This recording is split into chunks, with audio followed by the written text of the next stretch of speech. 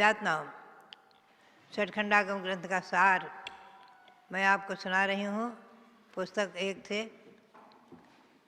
और इसका मंगलाचरण नमो अरिहंताणम नमो सिद्धाणम नमो आर्याणम नमो वज्रायाणम नमो लोये सबसाहूनम सिद्धान् सिद्ध्यर्थमानम्य सर्वांस्त्रैलोक्यमूर्धगान् इष्टः सर्वक्रियांते सौ शांति सो हृदयधार्यते। जैसा कि मार्गणा की 14 भेद है ना, गति, इंद्रिय, काय, योग, वेद, कषाय आदि। तो योग मार्गणा के अंतर्गत 4 मनोयोग, 4 वचन योग, 7 काय योग, ऐसे 15 योग माने हैं। मनोयोग में सत्य मनोयोग, असत्य मनोयोग, उभय मनोयोग, अनुभय मनोयोग। ऐसे ही वचन में सत्य वचन योग, असत्य वचन योग, उभय वचन योग, अनुभय वचन योग, ये सब सभी प्राणियों में पाए जाते हैं। और औदारिक काय योग, औदारिक मिश्र काय योग ये मनुष्यों में और तिर्यंचों में ही होता है, शरीर से संबंधित। हमें और आपको औदारिक काय योग है। और देवों में वैक्रिक काय योग, वैक्रिक मिश्र काय योग होते हैं। आहारक काय योग, आहारक मिश्र काय योग किन्हीं महामुनियों के पंचम काल में संभव नहीं है, चतुर्थकालीन ऋद्धिधारी महामुनियों के ही संभव था। और कर्मण काय योग सभी प्राणियों में होता ही पाया जाता है। तो ये योग मार्गणा संक्षेप में सार रूप में मैंने आपको सुनाई है। हमारा और आपका कर्तव्य है मनुष्य पर्याय में औदारिक काय योग को प्राप्त करके और इसके द्वारा संयम आदि को ग्रहण करके अपने मनुष्य पर्याय को सार्थक करें, यही प्रेरणा। और संक्षेप में षटखंडागम का सार में सुना रही थी। इसी के अंतर्गत आप सब लोग गोमठ सार जीव कांड का स्वाध्याय अवश्य करें। वव्यात्मा आज मैं आपको वेद मार्गणा की ओर ले चलूँ। वेदानुवादेन अति इति वेदा पुरुष वेदा नपुंसक वेदा उग वेदा चेदी। वेद मार्गणा के अनुसार 3 वेद हैं, स्त्री वेद, पुरुष वेद, नपुंसक वेद। और अपगत वेद भी हैं। अपगत वेद यानी वेद रहित भी हैं। अब उसमें बताते हैं, या ध्यान में रखें आप, स्त्री वेद यहाँ इस षटखंडागम ग्रंथ में और जैन ग्रंथ में सर्वत्र भाव वेद की अपेक्षा कथन है। तो स्त्री वेद मनुष्यों में और तिर्यंचों में ही पाया जाता है। पुरुष वेद देवों में, तिर्यंचों में, मनुष्यों में, तीनों गति में पाया जाता है, नरक में नहीं। नपुंसक वेद नरक में भी है, तिर्यंच गति में भी है, मनुष्यों में भी है, देवों में नहीं है। न देवाः, देवों में नपुंसक वेद नहीं है। और अपगत वेद मनुष्यों में ही होते हैं। अपगत वेदी वेद रहित, 9वें गुण स्थान से परे वेद रहित और सिद्ध भगवान आदि सब वेद रहित होते हैं, अनंत अवस्था में वेद रहित होते हैं। अब मैं आपको क्रमशः थोड़ा संक्षेप में ले चलूँ। पहले स्त्री वेद, एक ध्यान में रखें, नपुंसक वेद जो है नरक में जो द्रव्य वेद है वही भाव वेद है। द्रव्य से भी नपुंसक, भाव से भी नपुंसक। और तिर्यंचों में भाव वेद, द्रव्य वेद दोनों हैं, मनुष्यों में दोनों हैं। और देवों में नपुंसक वेद नहीं है, स्त्री वेद, पुरुष वेद है। और वहाँ जो भाव वेद है वही द्रव्य वेद है। मनुष्यों में ही अंतर है भाव वेद और द्रव्य वेद की अपेक्षा। मनुष्यों में भाव वेद कुछ भी हो, कोई भी रह सकता है, द्रव्य वेद कोई भी। स्त्री वेद द्रव्य से है, भाव से उनके नपुंसक वेद अथवा पुरुष वेद भी हो सकता है। पुरुषों में द्रव्य वेद पुरुष है, भाव वेद नपुंसक अथवा स्त्री वेद कोई भी रह सकता है। ये आगम में स्पष्टीकरण है यही।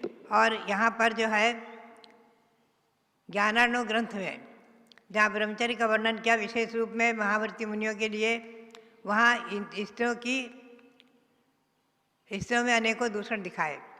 पुनश्च वो कहते हैं श्री शिवचंद्राचार्य ज्ञानार्णव में, यमिभिर जन्म निर्विण्णैर दूषिता यद्यपि स्त्रियः तथाप्येकान्ततस्तासां विद्यते नाघ संशयः नाघ संभवः ननु सन्ति जीवलोके काश्चिद् समशील संयमोपेताः निज वंश तिलक भूता श्रुत सत्य समन्विता नार्यः सतीत्वेन महत्वेन व्रतेन विनयन च विवेकेन स्त्रियः काश्चित् भूषयन्ति धरातलम। ये ज्ञानार्णव के श्लोक मैंने आपको सुनाए। यद्यपि संसार के दुखों से भयभीत हुए ऐसे यमी यानी साधुओं ने, मुनियों ने स्त्रियों में दूषण दिखाया है, स्त्रियों को दूषित किया, सिद्ध किया है, फिर भी एकांत से उनमें दूषण ही दूषण नहीं समझना। इस संसार में ऐसी भी स्त्रियां हैं जो शम यानी उपशम कषायों की बंधुता, शील और संयम से सहित हैं और अपने वंश के लिए तिलकभूत और श्रुत सत्य और आदि से सहित है। सतीत्व से, महत्व, महानपन से, व्रत चारित्र से, विनय से और विवेक से बहुत सी स्त्रियों ने इस पृथ्वी तल को भूषित किया हुआ है। जिन जननी मरदेव्या दया है, जिन माता मरदेवी आदि त्रिशलादिक देवों से भी पूज रही हैं। ब्राह्मी सुंदरी आदि कारिकाएँ चंद्रा आदि यवंद्र देव चक्रवर्ती आदि से पूज रही हैं। सती सीता आदि जगत में आज तक भी पूज्य मानी गई हैं। सती सीता अंजना आदि। तो बात यही है कि ये तो स्त्रियां जो द्रव्य से स्त्रियां हैं उनके भी पंचम गुण स्थान तक संयम माना है और आरिकाएँ वो क्षुल्लक और अलग से भी ऊपर श्रेष्ठ मानी गई हैं। इस विषय में मैं कल आपको श्री कुंद के मूलाचार के प्रमाण बताऊंगी और आज मैं इतने आपको ले चलूँ। भाव वेद और द्रव्य के वेद की अपेक्षा भाव वेद नपुंसक अथवा स्त्री वेद है, द्रव्य से पुरुष वेद है। वो छठे सातवें गुणिसार्थी मुनि भी बनते हैं और छपक श्रेणी में आरोहण करके मोक्ष को भी प्राप्त करते हैं, अवगत वेदी भी होते हैं। भाव से भले नपुंसक वेद हो अथवा स्त्री वेद हो, द्रव्य से पुरुष वेद आवश्यक है। और द्रव्य से अगर स्त्री वेद है तो आरिकाएँ पाँचवें गुण स्थान तक होती हैं, लेकिन द्रव्य इंद्रों के द्वारा, देवों के द्वारा, चक्रवर्तियों के द्वारा पूज्य मानी गई हैं। ऐलक और क्षुल्लक से भी श्रेष्ठ मानी गई हैं। महाव्रती मानी गई हैं। संयतिका, संयता, महाव्रत, पवित्रांगा आदि शास्त्रों में शब्द हैं और मूलाचार में श्री कुंद देव ने उन्हें अनेक प्रकार से सिद्धांत ग्रंथ पढ़ने का अधिकार दिया है और क्षुल्लक ऐलक तक को सिद्धांत ग्रंथ पढ़ने का अधिकार नहीं दिया है। एक बात आप ध्यान में रखें, श्री कुंद स्वामी ने श्रावक, श्राविका, क्षुल्लक और क्षुल्लिका तक को देशवृत्ति मान करके और उनके लिए कहा है कि अन्नधर महाध्यास देवेशु उपपन्नन्ते, सौधर्मिशान सर्ग से लेकर अच्युत सर्ग पर्यंत भी उत्पन्न होते हैं आदि उनके लिए वर्णन किया है। क्षुल्लक, क्षुल्लिका आदि का देशवृत्ति का। तो बात यही है कि इस बात को हमेशा ध्यान में रखो कि दिगंबर मुद्रा ही मोक्ष के लिए मूल रूप से उसी भाव से मोक्ष प्राप्त करने में मूल कारण है। लेकिन भाव वेद कोई उसमें नपुंसक हो अथवा स्त्री वेद हो, लेकिन द्रव्य वेद अगर स्त्री वेद है तो 11 अंग तक पाठी होने का प्रमाण आता है। एकादशांग भ्रत जाता सारी कापी सुलोचना। आरिका सुलोचना 11 अंगधारी थी, गणनी माताएँ 11 अंगधारी रही हैं, ऐसे आगम में प्रमाण है। तो बात यही है कि मुनि, आरिका, क्षुल्लक, क्षुल्लिका, श्रावक, श्राविका आदि ये सब पद जो हैं आगम के परिप्रेक्ष्य में हमें और आपको समझना चाहिए। तो अब मैं आपको ले चलूँ नरक में। नारकी, नपुंसक वेदी ही हैं द्रव्य से और भाव वेद से, तो वहाँ 4 गुण स्थान तक संभव हैं। तिर्यंचों में 1 इंद्रिय से लेकर के 4 इंद्रिय तक मिथ्या दृष्टि ही होते हैं और असैनी पंचेंद्रिय से लेकर के आगे तिर्यंत जो होते हैं उसमें अनुवृत्ति, देशवृत्ति भी माने गए हैं और तीनों वेद माने गए हैं, स्त्री वेद, पुरुष वेद, नपुंसक वेद। और 16वें सर्ग तक भी जा सकते हैं व्रतों के महात्म से। महामत साधिक नवसक वेदी भी 16 सर्ग गए हैं अणुवृत्ति बन करके, देशवृत्ति बन करके, और जाते हैं और असंख्यातों जाते हैं। और मनुष्यों में तीनों वेद हैं, भाव की अपेक्षा, द्रव्य की अपेक्षा भी। द्रव्य से नपुंसक वेदी पंचम गुण स्थान तक हो सकते हैं, अणुवृत्ति बन सकते हैं, क्षुल्लक अलगाधिक दीक्षा नहीं ले सकते द्रव्य से नपुंसक वेदी। भाव से नपुंसक वेदी अथवा स्त्री वेदी तो गुण स्थान से परे सिद्ध अवस्था तक को प्राप्त कर लेते हैं, शुक्ल घान से निर्वाण अवस्था को प्राप्त कर लेते हैं। तिरंचों में 5 गुण स्थान ही हैं, मनुष्यों में 14 गुण स्थान है। आज के पंचम काल में 6-7 गुण स्थान तक ही होते हैं, स्त्रियों में पंचम 5 गुण स्थान तक ही हैं।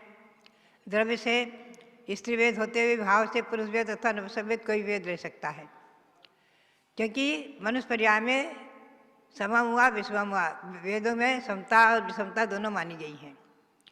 देव में नपुंसक वेद न होकर पुरुष वेद और स्त्री वेद ही है 16वें सर्ग तक, और 4 गुण स्थान ही होते हैं अधिकतम। उसके ऊपर अहमिंद्र है, वो द्रव्य से और भाव से पुरुष वेदी ही है, और वहाँ नवग्रवेक तक 4 गुण स्थान है, और आगे 9 अनित और 5 अनित्रों में समय दृष्टि ही जाते हैं, वहाँ 1 गुण स्थान ही है, चतुर्थ गुण स्थान। ये सब आगम के परिप्रेक्ष्य में व्यवस्थाएं हैं, तो इसलिए इस बात को ध्यान में रखें आप।